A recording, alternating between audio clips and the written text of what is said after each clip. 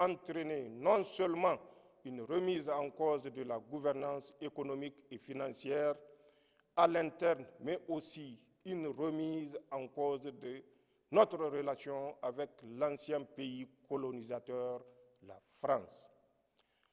C'est dans cette optique que nous avons dénoncé certains accords justifiant la présence des troupes françaises au Niger ainsi que des accords léonins.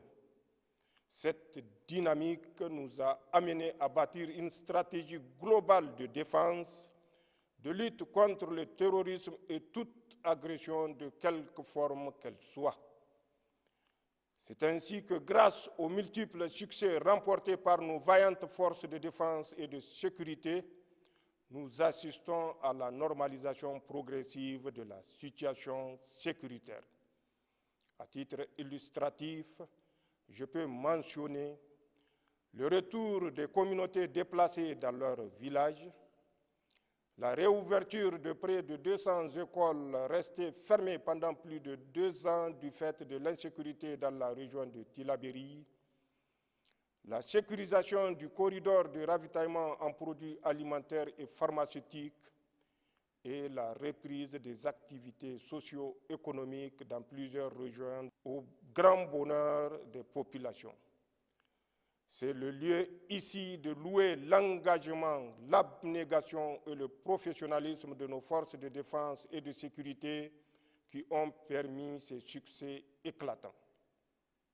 Je tiens donc à rendre un vibrant hommage pour tous les sacrifices consentis pour la défense de l'intégrité du territoire national et la quiétude sociale.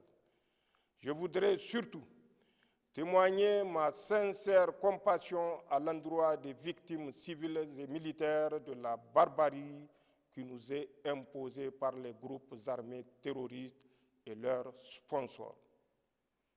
Mes chers compatriotes, la création de l'Alliance des États du Sahel est assurément l'aboutissement de cette démarche dont l'objectif est de faire du Sahel un espace de paix et de prospérité.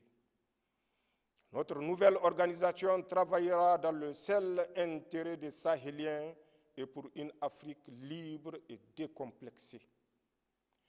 Je fais mention spéciale à nos frères du Burkina Faso et du Mali qui ont toujours été à nos côtés dans le combat contre les forces du mal. La matérialisation de cette lutte commune à travers la création de l'Alliance des États du Sahel prouve à suffisance que l'idée d'intégration chère à nos dévanciers n'était pas un simple rêve pieux. Aujourd'hui, avec mes frères Ibrahim Traoré, Assimi Goïta, nous sommes déterminés à écrire l'histoire d'une Afrique libre où les Africains vivront une vraie indépendance. Mes chers compatriotes, au plan national, le changement de régime opéré par le Conseil national pour la sauvegarde de la patrie a engendré un élan patriotique sans précédent, expression des aspirations profondes de nos populations à la dignité et à la souveraineté nationale. Jamais dans l'histoire récente de notre pays, un événement n'aura reçu une telle adhésion populaire spontanée et massive comme celui du 26 juillet 2023.